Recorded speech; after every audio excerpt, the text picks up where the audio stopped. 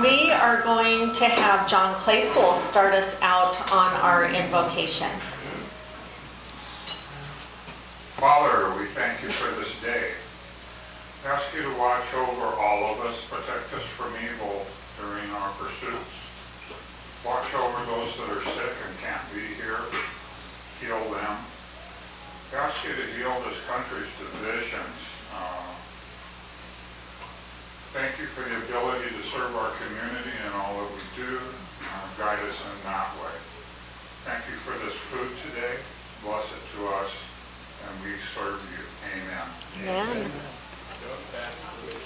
Okay, and David Hammond is going to lead us in our Pledge of Allegiance. Pledge allegiance to the flag of the United States of America and to the republic for which it stands, one nation under God, indivisible, with liberty and Justice for all. And Marilyn with our song. My country is of thee, sweet land of liberty, of thee I sing. Land where my fathers died, land of thy pilgrims pride, from every mountainside, let freedom ring. Thank you, thank you. Well, And we have two guests today. Doug Hall, George Rader is going to introduce, and Daniel Sears, which I believe is our speaker. okay. We need the... Do you want my microphone? Oh. Microphone is coming, George. Just one moment. I don't run that fast anymore. Good evening, Terry. I'm Bill Lyons, yes, and work on your feet, tail twisters. Guest today is past District Governor and member of the Hazeldale Club, Doug Hall. I always like to mention that Doug and I are from the same Chico High School graduating class, because people really can't believe it, because I look so much younger than Doug. I think it's because he's got gray hair. As opposed to no hair? Thank you for your introduction. I came up today especially to see George Rader. Has anybody seen him? They're chastising you for not saying President Carrie Ann, fellow Lions and Cats.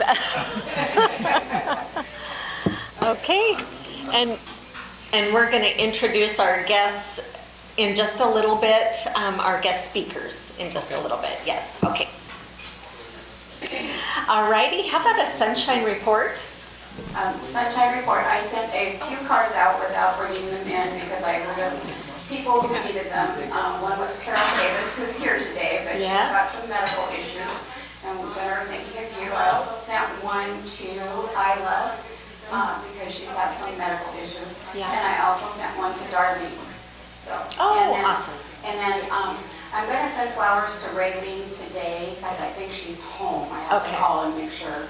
And then I was waiting for an update from Cindy on Marie, because Marie has had not doing very well. It sounded like they didn't expect her to make it through the weekend. And I have not heard anything on that. I sent a thing to Cindy, but I haven't heard back. And then, Marie's back, yeah. And then, and what? Oh, it was Eileen. She told me Marie. I don't know anything about Eileen. That's another story. Okay. Yeah, yeah. Okay, Eileen is okay. Okay. Sorry, I didn't know about Eileen. Okay. And then Okay. Mike talked to Ron Stopper, who I've not sent a card to, or to his wife, and they're talking about possibly bringing him down with the caregiver to a meeting. Okay, that would be wonderful. Now you know everything I know. Okay, I love that. Thank you. Thank you for that update, Penny. Okay, let's go ahead and go to our happy dollars. Oh, I've already failed him. I'm training Mike and I forgot the bucket. Kick the bucket. We're gonna start up here just because we're here. So we'll start with Gray. We'll come to you guys last.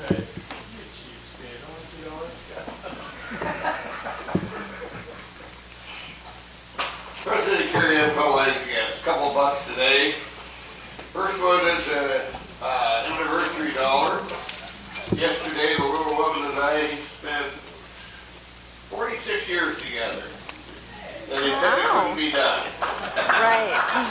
And today is my one son's and his wife's anniversary. And the other dollar, I'm glad to see my newest member, Lynn, is here today, and she already knows me well enough, she didn't sit with me. Yeah. Good job. Smart lady. Smart lady. Mark, do you want to go now or what you want to do last? President Carrie Ann, fellow Lions and guests, the weekly $5. First, I'm very frustrated, Thank dollar. I had to go through some legal stuff last week, and after spending an hour in a courtroom, Ellen's attorney called and told us we were in the wrong courtroom. So it was postponed. Oh, So geez. we'll deal with that down the road. I'm hoping to be gone next Tuesday, and I'm hoping because we have a couple of days where Ian's home and we're hoping to get away to the coast, but don't know yet how that's going to work. A announcement dollar for those of you who may remember, I know quite a few of the older ones do. Mike Randall was a longtime Pioneer Lion, and his celebration of life will be on the 22nd at the Expo Center at 1 o'clock, if anybody's interested in that one. Finally, birthdays are good for your health. Statistics show the more you have, the longer you live. So I am happy that I rolled over 70 last week. I'm also happy that I brought my noise-canceling earbuds, so go for it. Oh, wait. Before, now I have to listen to it because I haven't done my quote yet. Oh, that fizzled One door out. of happiness closes, another door opens. But often we look so long at the closed door, we do not see the one which has been opened for us, and that was Helen Keller. So true. Okay, let's do a quick happy birthday.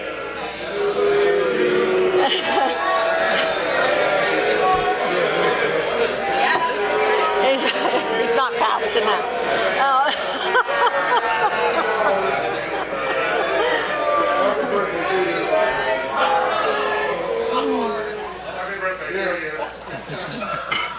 Well, at least you heard the beginning, right? Looks like we got somebody else here. George. I don't have a name tag, it's in my car. Just call me Rap Ford. George Reader. I just wanted a happy bunch to have Doug here. Doug works out of the Vancouver area, and we had a Lions conference, I think, around 2005 in Longview. And my name was on the agenda because as the commissioner, I was giving him welcome. So he saw that and came up and said hello to me, and I already knew Mike. But it turns out that we've lived near each other for about 40 years, not known it until we reconnected. So just good to see that. Fellow Lion Eric Halverson. President Carrie Ann, fellow Lions and guests, got some happy dollars. Have a new member of the family. We have baby Yes, girl. you do. Maddie. Thank you for the card. That's you guys. And this is number 6, so it's bound to happen sooner or later. I actually missed the birth, and my wife won't let me live that down. I was about 2 minutes late. She texted me 2 words: come home. Drive home, open the front door, you're a crying baby. It was awesome. Thank you for the card. Kids at 6, they come fast. We'll come back to you.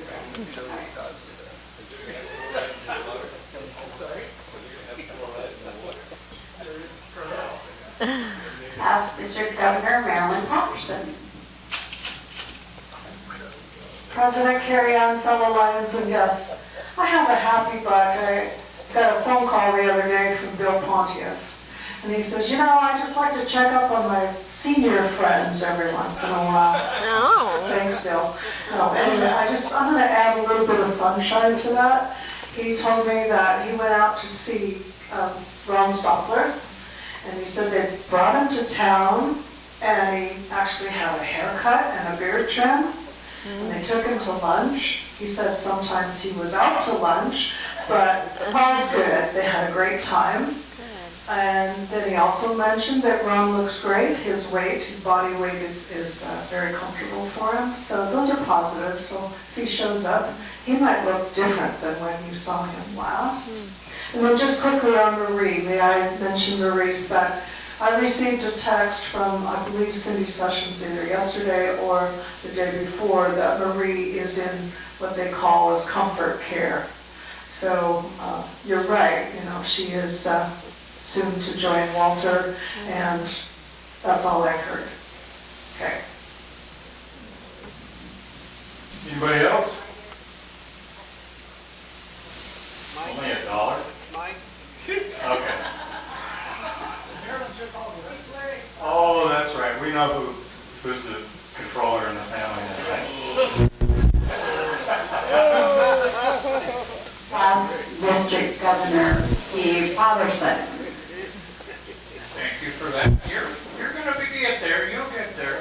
President Carrie Ann, fellow Lions and guests, we spent an awesome weekend in Chehalis watching the pure 11-year-old baseball teams go at each other, and our grandson, on the team there are 5 kids that are catchers. Okay, thank you. After the first game, our grandson caught the first game. Nobody else caught any other games but him, so we're quite proud of him. Mr. Malone. Anybody else? We have to go back to Harold because he has to pay a fine because his phone went off.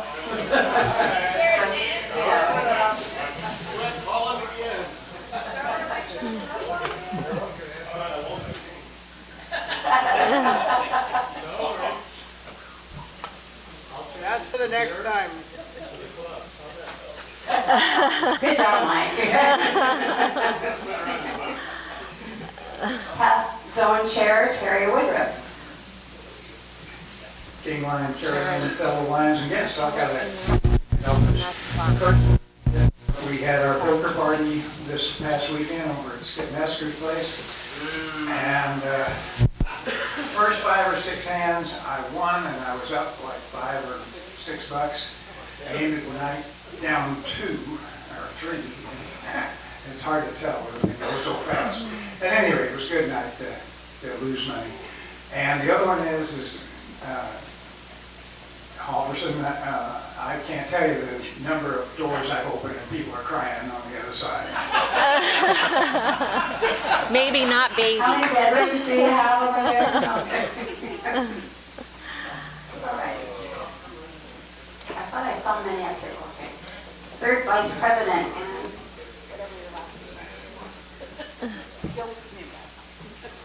President Carrie Ann, Lions and guests. I am super happy, I'm personally happy that Keith's wife, Ida, is doing well enough for him to come today, and that Keith himself is recovering well from his surgery. Very good. yay.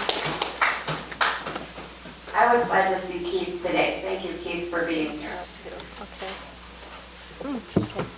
Your turn. All right. President Carrie Ann. Thank you, fellow Lions, fellow Lions and guests. $5 today. One for each night. I had the grandkids this weekend. Friday night, Saturday night, Sunday night. So needless to say, I had a dentist appointment yesterday, and I said I was excited for my dentist appointment because I get to close my eyes. And then poor baby Georgia had shots today, so Katie is home with Georgia, not feeling well, so. Okay, are you guys all done with Happy Dollars? Okay, well, let me get Larry Hansen up here. He's our program chair this month, and he is going to introduce our guest speakers. President Gary Ann, all I'm guests, it was a great pleasure. I bring to you Ms. Simone today. She's going to be speaking to us about something we haven't heard from for about 3 years, I think now, maybe 4. So I thought it would be a good time for an update on what's going on. Simone.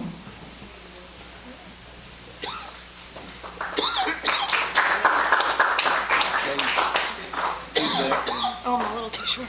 There we go.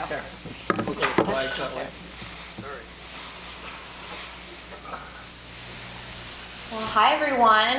Thank you for having me here today. My name is Simone Anter. I'm a senior attorney and the Hanford Program Director at Columbia Riverkeeper, and I'm also joined here with Dan Sayers, the Advocacy Director and in-house Hanford technical expert to answer all your questions at Riverkeeper. So we're really happy to be here today and excited to do some Hanford cleanup updates and hopefully answer any questions or hear from you all too. So have any of you heard of Columbia Riverkeeper? Do you know who we are? Oh, that's a pretty good amount of hands. Well, for those who don't know us, we are a water quality organization. We have offices in Hood River and Portland, and we're a team of lawyers, scientists, organizers, and activists all working to protect the health and water quality of the Columbia River and all life connected to it. And one way we do this is by providing oversight for the cleanup of the Hanford nuclear site. If you want to go to the next slide. Perfect. So here's a lovely picture of the Hanford Reach. So we work to monitor cleanup on site and hold the federal government accountable to its cleanup obligations here. So we do this in a few different ways. So we review cleanup plans. We sit on different policy boards, so the Oregon Hanford Cleanup Board and the Hanford Advisory Board to provide policy advice.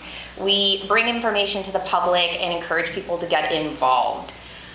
So Riverkeeper was founded in 2000 in large part as a response to the presence of the Hanford nuclear site on the Columbia River. So it's a big part of our work and always has been for the past 25 years now.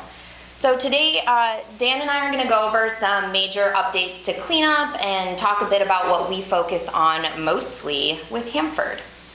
Oh, thank you. Do you want to introduce yourself or anything? Okay. Hi, I'm Dan Sears. I'm the Advocacy Director for Columbia Riverkeeper. That's a different role than what you might have known me before. So I spend a lot of my time working with Simone, looking at really background information about the Hanford nuclear site and trying to understand what's reaching the river and what we can do about it. And if I were more of a gentleman, I would have paid at least a $5 fine for every time I come to Longview and said something stupid. So take that with a grain of salt. Thank you so much for having me. Awesome. So who here knows about Hanford, the Hanford nuclear site? Nice. Okay, so pretty much everyone, but if you haven't heard of Hanford, or just a refresher, so Hanford's where the US government produced plutonium for atomic weapons during World War II and throughout the Cold War. From 1943 to 1964, 9 reactors were built adjacent to the river, and they're pretty much pointed out right at the top of this map up here. And if you've ever had the opportunity to float down the Hanford Reach, you can see the reactors from the river, and we have some perspective photos in the next few slides that we'll share. So these 9 reactors during operations pumped water from the Columbia River through the reactors to keep them cool, and then discharged the water right back into the river with whatever pollution it happened to pick up. And so Riverkeeper recognizes, and what really grounds our cleanup work is that Hanford is an unsolved problem that threatens clean water. So along the river corridor, what we've been focused on is tracking the cleanup plans for the 100K and 100N area, so right at the top there. So those are the last cleanup plans that need to be issued on the river corridor that lay out like the next 300 years of cleanup essentially, but really what needs to be done to make sure that the contamination doesn't reach the water, or if it is reaching the water, is being remediated. So both of these cleanup plans were set to be released late last year, but have faced several delays in the recent months. So these cleanup plans, so in August 2024, we saw the Environmental Protection Agency publish an updated toxicological review for a pollutant of concern at Hanford called hexavalent chromium. So this new assessment recognized that hexavalent chrome is carcinogenic to humans if you breathe it in, which cleanup plans before at Hanford didn't recognize that as a way that you could get cancer from hexavalent chromium. And so cleanup plans and the way that they were looking at cleaning up the river corridor didn't take that into account. So those cleanup plans, specifically in the 100K area, now need to be looked at before they can be released and updated. Do you want to talk a little bit about chromium? Chromium poses a unique challenge because it moves so quick with your groundwater. It also represents an opportunity because through these techniques they can actually extract it, and so they can physically turn something that's liquid moving to the river into a solid. It impacts people not just by inhaling it, but also through your digestive tract. So anything in your mouth is going to go both ways, your lungs and your digestive tract. And so all these issues that build up in people's bodies, it's hard to distinguish sometimes what is impact from one thing versus another.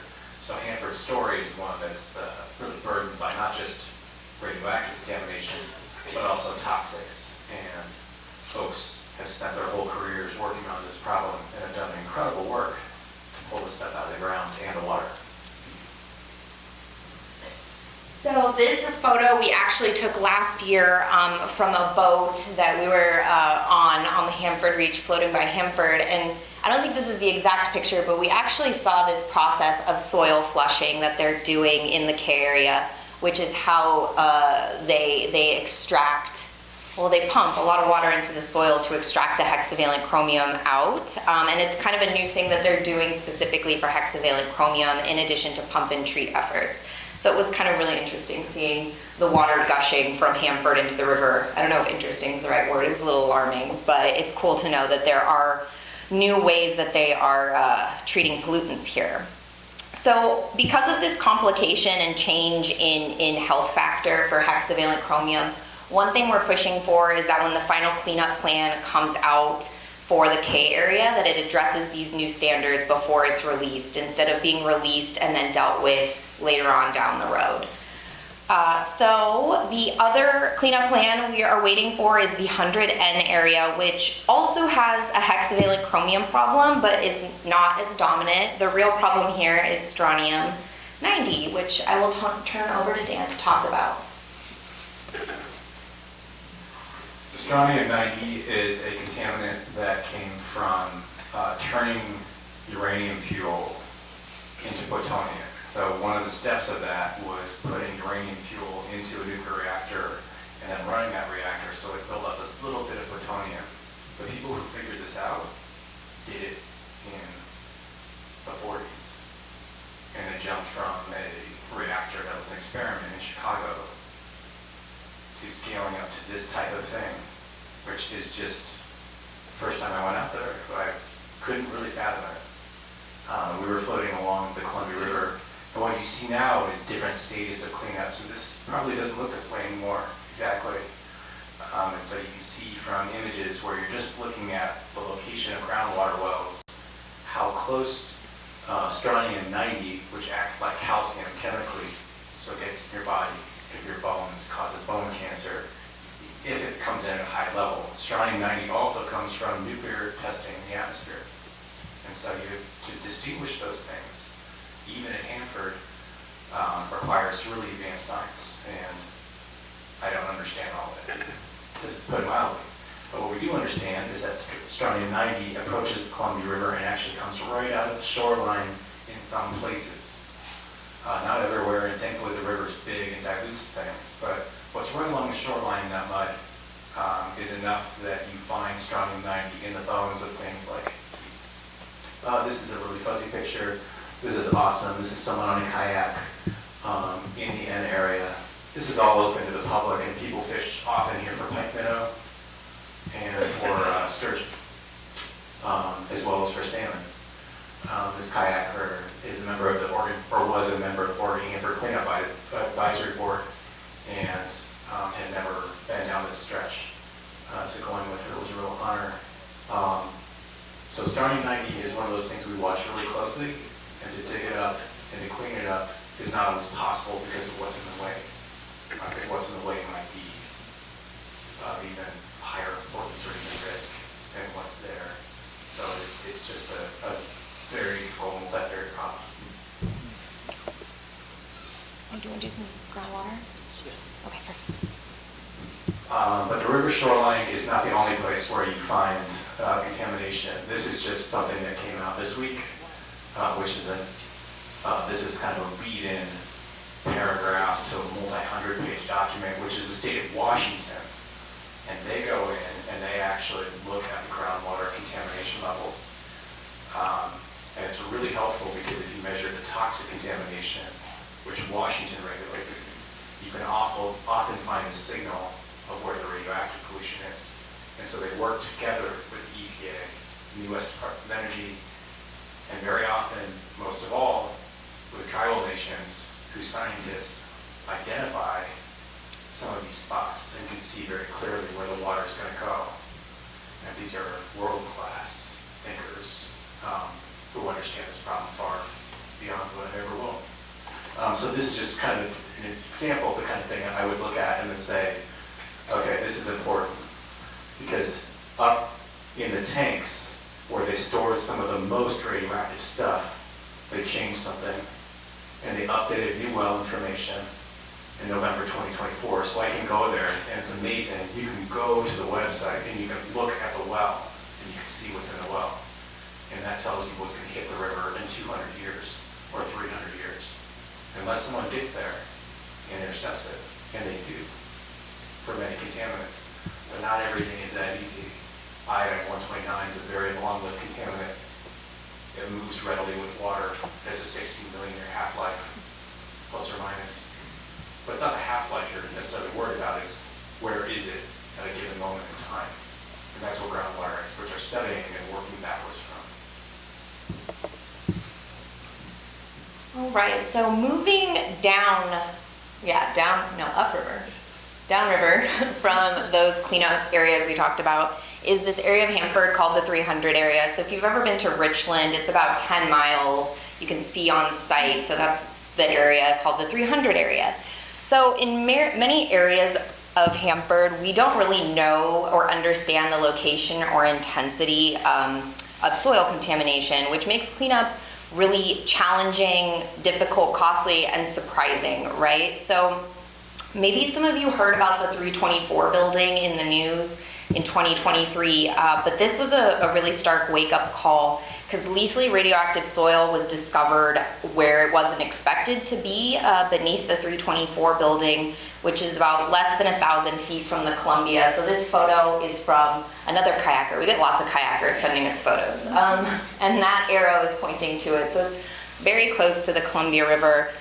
And readings were so high that work was immediately suspended in the building. So it was a surprise to the workers. It was a surprise to the agency responsible for cleanup. And you know, it's a very scary surprise. So what happened in this building was that a spill a few decades ago now released by some estimates about 1.3 curies of radioactivity, radioactive cesium into the ground. And recent measurements are showing that the soil is lethally radioactive. So unshielded workers can get a lethal dose of radiation within minutes if they're handling soil in certain areas. And so they had a really amazing setup where there was a shield door and they could operate remote robot arms into this area to do cleanup, which was really, we saw like a demonstration of it and it was really technologically amazing. However, outside of the footprint that was safe is where they found this soil. So work ended up being suspended, and now the final cleanup plan has to be changed because it's no longer safe for workers to operate the equipment in there or be in the building at this point, I think. So there are two options for cleanup that are gonna be on the table. So one of them is to remove some contamination first, then demolish the building, and then finish the cleanup. And then the other is to demolish the building first and then remove the contamination by building a structure around the site. So like, think almost like a big circus tent over this area that can contain any dust, any debris that would be happening from building demolishment. And this is really what the Hanford's 5-year plan assumes is gonna happen. And right now we are waiting for the public comment to come out on that.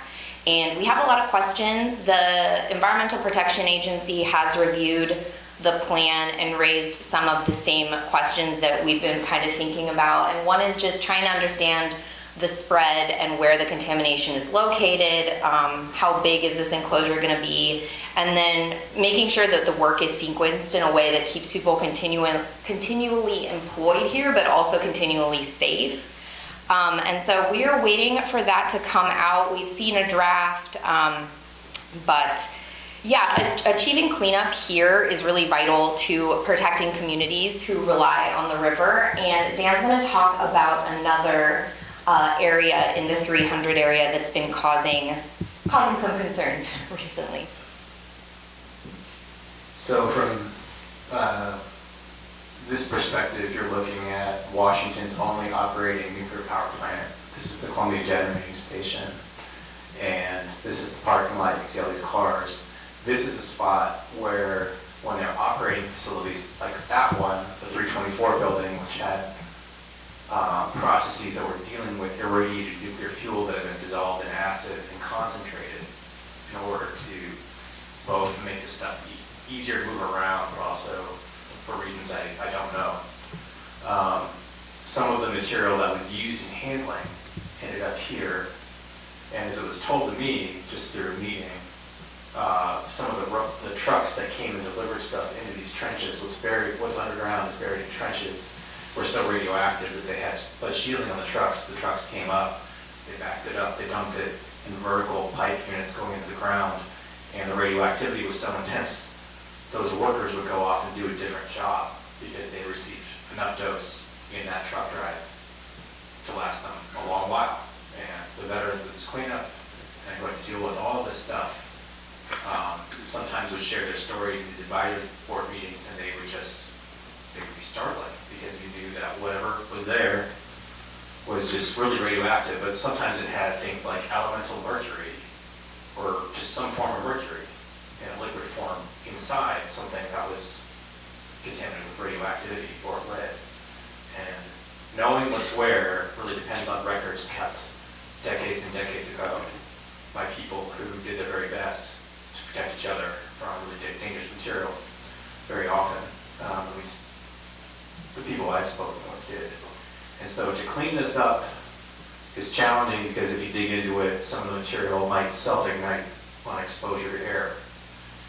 If disrupted. And so that poses a risk to the folks here. And so disentangling these two problems of how do you, folks think often about like the nuclear waste generated by nuclear power, but the nuclear waste generated by nuclear weapons still impacts nuclear power in ways that folks are working through and trying to understand.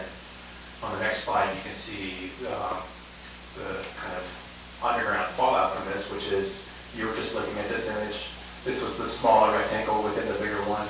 This is the flow of groundwater, and this is a plume of radioactive tritium, which emits beta radiation, a high-energy electron that damages DNA.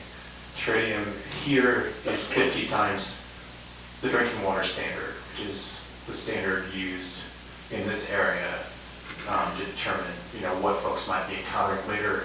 This was supposed to have diminished a lot more by now, and so they're trying to go back and understand what's in the burial ground that could keep a continuing source this high, because you can see based on the color, and I think the next one is actually the actual well data. This is the marker, this is 1 million picocuries per liter here. This is the standard 20,000 here. No, sorry, that's 200,000. Standard 20,000 is down here. And so each of these wells marked exceeds 20,000.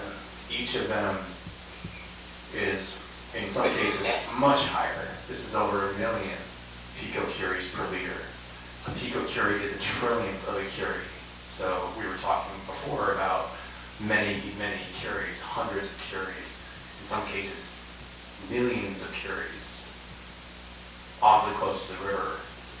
So again, working backwards towards this problem has been a tremendous effort, and that effort should continue uninterrupted, carefully, and that's one of the reasons why, we're really impressed to see some of our elected leaders who are often very quiet about these issues suddenly speaking up and saying, hey, and this is from all walks of life, all political backgrounds, saying this is not a problem that should be idly interfered with. So I appreciate those folks for speaking up.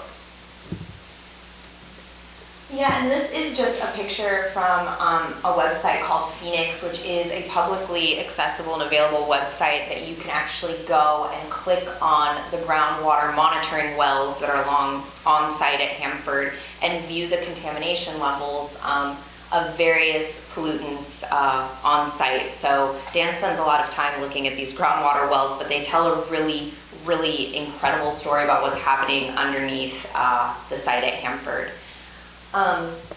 And then the last thing we're just going to touch on is the holistic settlement agreement that was recently reached between the Washington Department of Ecology, the U.S. Environmental Protection Agency, and the U.S. Department of Energy that really outlines the agency's commitments to Hanford's tank waste and how to address it and what they're going to be doing in the next few years. You want to talk a little bit about that? And so these were very humbling meetings to be part of because, the people running these meetings have spent, again, their whole careers. I ran into people I haven't seen for decades who we had these really productive conversations where they were just like kind of cluing me into some of the bigger challenges they were trying to work through. But in going through that, it makes for a process that's very difficult for people to participate in, including access. People who are veterans who had a hard time getting into the building. And they have knowledge to bring that was probably very important, even just to hear. And so we spent a lot of time just trying to ensure that people had access to come in. That was one of the main purposes of us engaging in the holistic agreement negotiations, was trying to translate this really genius level stuff they were doing to something that, first of all, I could understand at any level, but then also explain to the people who are going to be most impacted. And absolutely the people who are impacted the most are the tribal folks who've been fishing here since time immemorial, but also the people from the Tri-Cities who go up there and their kids, because it's beautiful, it's like perfect. Now, I'm one of 8 kids. I'm the 6th. Congratulations. And I can tell you from experience that all we did, all our favorite thing was just to wander along shorelines. And it's really, really, really beautiful there. And so to try to paint a picture that kids can understand and back away from carefully, and to understand that they're not, it's not a trivial thing that folks spend $3 billion a year on this problem. So the people who've done the interim work, and a lot of it is just interim, just keeping the poison away from the most sensitive receptors. We are very grateful for their work because many of them have taken risks and suffered health consequences from things like beryllium, which is not radioactive but gets in people's lungs and causes a lot of health worker safety issues. That was my first introduction to the Hanford Advisory Board, were workers showing up on oxygen, and speaking just from the heart about what they were dealing with. And I learned a lot from that. So with that, I'll kind of like shut up in the back.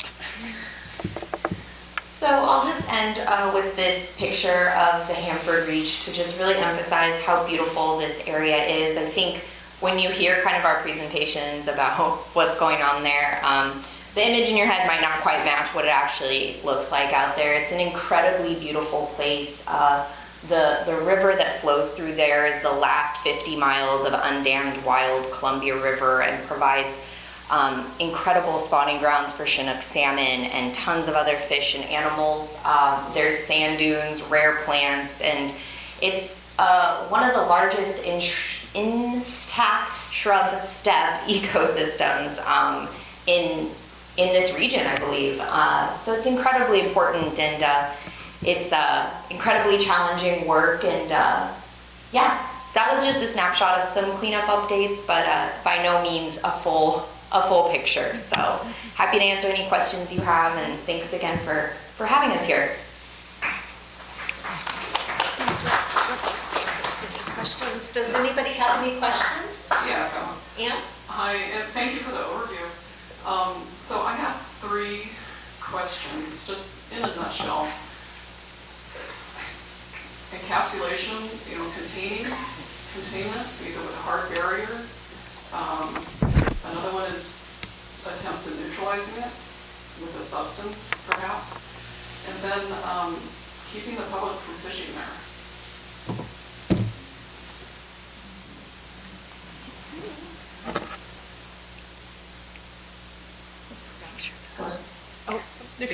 You're on. No, thank you for the question. I think in terms of encapsulation, there's, because of the types and different types of pollutants, they all kind of need different things to address them. So, for example, there's a facility at Hanford called the Waste Encapsulation and Storage Facility that has capsules of cesium and strontium that have to be kept in pools of water right now to stay cool enough. And they are right now doing incredible work to get these out of the pools of water because they're at risk of, the pools are at risk of failure at this stage, to put into some sort of dry cask that keeps them safe. So that's an incredible effort for the cesium and strontium. In terms of other types of pollutants, you can capture it through pump and treat at Hanford, but not all. And if you don't get rid of and remediate the stuff that's causing the groundwater pollution to begin with, you can pump and treat for generations and it won't get clean because it'll still be having these burial grounds that are adding to the problem. So there's different ways and different successes, and I don't know if you have anything else. The good part about pump and treat is sometimes when you get that stuff out, you can change it. You can do something with the chemistry of it. So hexavalent chromium, you can change into trivalent chromium, which is much less toxic. And so there's an actual solution for some of these problems. And that is something that is really, took a lot of work for someone to figure out, including how to even get it to the point where you can treat it. In other places, they do things like they take stuff that will radioactively decay more quickly and they put it inside larger containers and then wrap that in concrete. And a lot of what we see now as waste sites were forms of encapsulation back in the 40s and 50s. So we're just in that process, and being able to trust that people there are doing a really good job and working really hard has been a great gift to my generation. And to see senators having to stand up and say, please don't stop that. That's working. That helps a lot. George. Yeah, obviously this is an extremely critical cleanup project, just for our area, but in general for the planet. It's funded by the federal government. Standards are set, the EPA through scientific and public input. I have a couple of questions. One is, what role does Columbia River have, and how are you funded? Thank you for both questions. Our funding is, there's an IRS form that we have to file every year that lays out with a lot more specifics how we're funded. Some of it's grant funding, a lot of it is members who support our work who see this and say, we'd like the science to continue, and anything you can do to help make this understandable to broad audiences could be really good. It's also touchy ground because you don't always, and like the question I failed to answer earlier is how do you keep people from fishing there? That's not really our goal. It's not really our place even, because people do. And who am I to tell someone not to, bounty fish for pike, some of that stuff, the pike that they've caught, has been really useful data to someone else, where they've ground them up and just done, is there plutonium or not? And when they find it, they're, oof, okay, back away. Something went wrong there. We don't know where that came from. But that probably did not come from some distant source. That probably came from New Hanford. And so facilitating discussions that are open and honest and respectful is something that I've learned a lot from people who are better educators. So I think that core function of talking with other people and doing public education is the most important thing we can support at this phase right now. Okay, last question, Steve? I can be put down as one of those who approves of nuclear energy for our future, if done properly. I understand that. My father worked at Hanford for over 30 years, back in the late 40s and 50s. And he was sent home only one time that I can recall for getting overexposed, and I think it was the N reactor 100. Back then, I think that was the first area. Anyway, I forget the term they used. Was it REM? Was it REMS? REMS. In 30 years, he was sent home only one time, and I thought that was, the safety features were outstanding. Anyway, it's, the fishing is good there because the fish glow. Get night fish there for sure. Kidding. You know, last time I was there, I saw a sturgeon jump out of the river. It looked like a dolphin. It was so big. Oh, wow. Anyway, I won't be swimming with that. He wanted out. Well, Simone and Dan, thank you for coming. We have one mug here for you, so you can decide if that goes back to work or home or what, but we wanted to present that to you. And thank you for answering the questions. I have an announcement before our announcements, and that is that I was just notified that Marie did pass away this morning. So we'll definitely keep the family in our thoughts. Eric did happen to say that they will be planning a memorial service for Walt and Marie together now. So hopefully that will, information will come soon.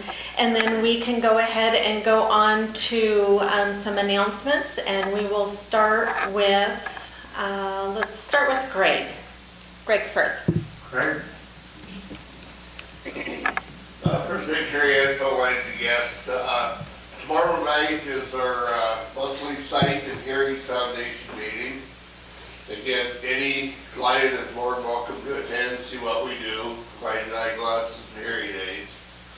And as always, I have membership apps with me, and I've got club pins with me also.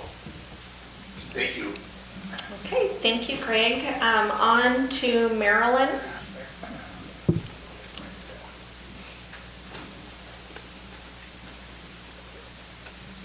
President Carrie Ann, fellow Lions and guests, I just wanted to remind you our convention is getting closer and closer. I left applications on the table in the back, and I'm just kind of curious, how many of you have already registered? That's great. It's really exciting to see all of us involved. There's approximately 120 already registered, and I'm sure that it's early, so I think they would love to have 200 people there. That's all, Carrie Ann. The committee plan is canceled. Okay. Thank you, Marilyn. Bob Piper talked to us about some kettle corn events. President Carrie Ann, fellow Lions and guests. Yeah, spring is here. A couple of weeks, maybe the last Friday of this month, but definitely the first Friday in April, we will start selling popcorn at Safeway on Ocean Beach. So free up your Fridays for April, May, and the first one, June. We hope to sell a lot. Yes. And that's the plan for now. I'm going to start getting ready this week, so it's time to go. Here's your warning. Yeah, Yes. thank you. Bob, if you want to hand that to Cheryl, or do you want to come up here, Cheryl? Okay, Cheryl's going to come up here, past President Cheryl. She has some information to share with us today.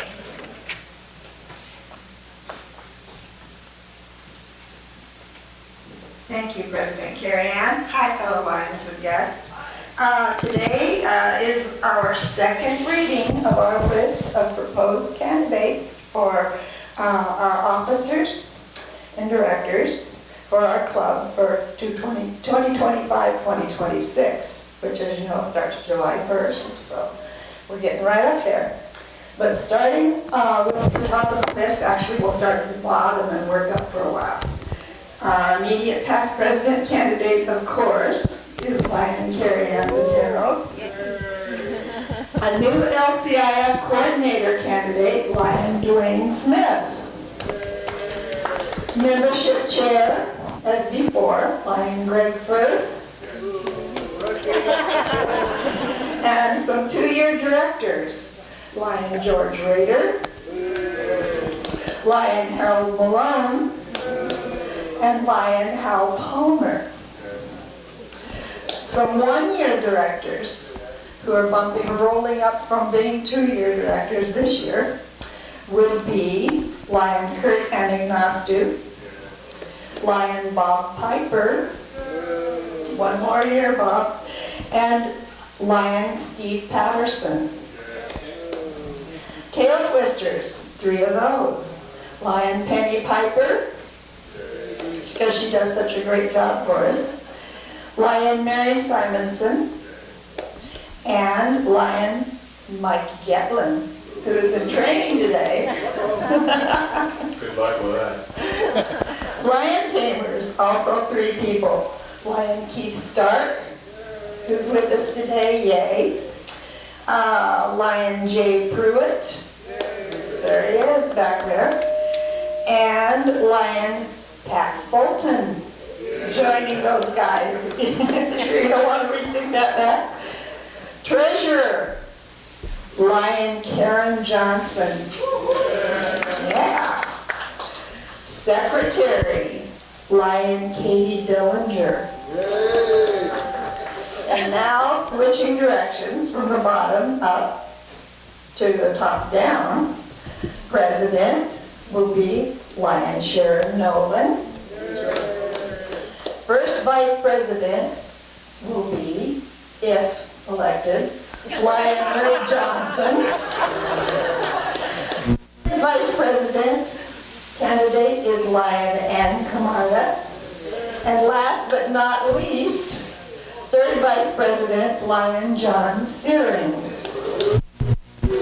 That's the list, and they're all highly capable and highly qualified.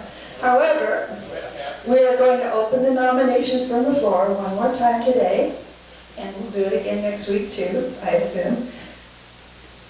Do I hear any nominations for any position from the floor? Any nominations for president?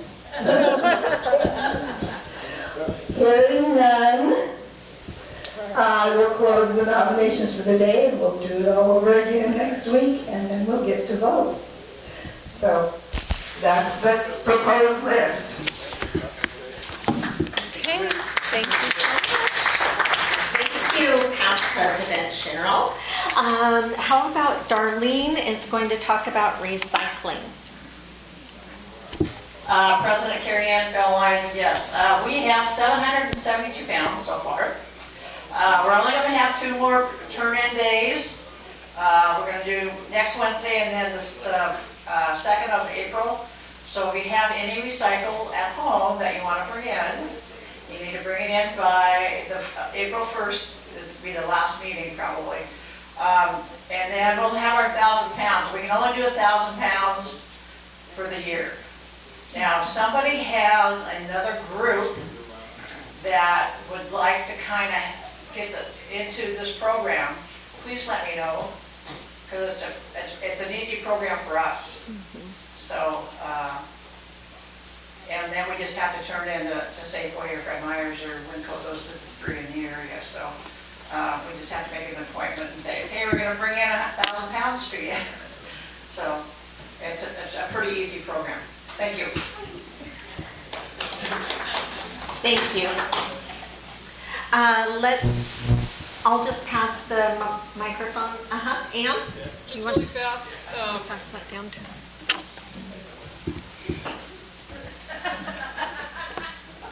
Doesn't carry on. Thank you. Just Cindy Sessions and I are putting together we're just planning a lunch on March 24th, Monday at 11:30 at Unforgettable on Commerce. So if anybody who wants to come is welcome. It's big enough. Throw some tables together. So March 24th, Monday at 11:30.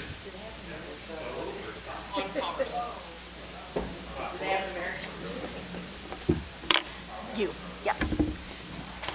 President Carrie Ann, fellow Lions and guests, I just want to remind everybody about our monthly meeting. It's going to be coming up on March 20th at Ashtown Brewing at 6 p.m. All are welcome, and if you know anybody that is interested in becoming a Lion that can't make it to the weekly lunch meetings, this is a great opportunity to bring them and try to get them involved. And I also just want to mention that the room that we're at in Ashtown Brewing is off to the side, and that children are welcome. Thank you. Okay, and lastly, we have a board meeting this Thursday at 8 a.m. at Life Mortgage. So mark on your calendars, and don't forget, this Thursday is our board meeting, 8 a.m. Any other announcements that did not get on my list? Okay, yep. I'm just letting you know, I'm trying to get this card around to the Speck family and I'll get it out. Thank you. Thank you so much. Don't pay Okay. without signing. Okay, so make sure you sign the card for the Speck family.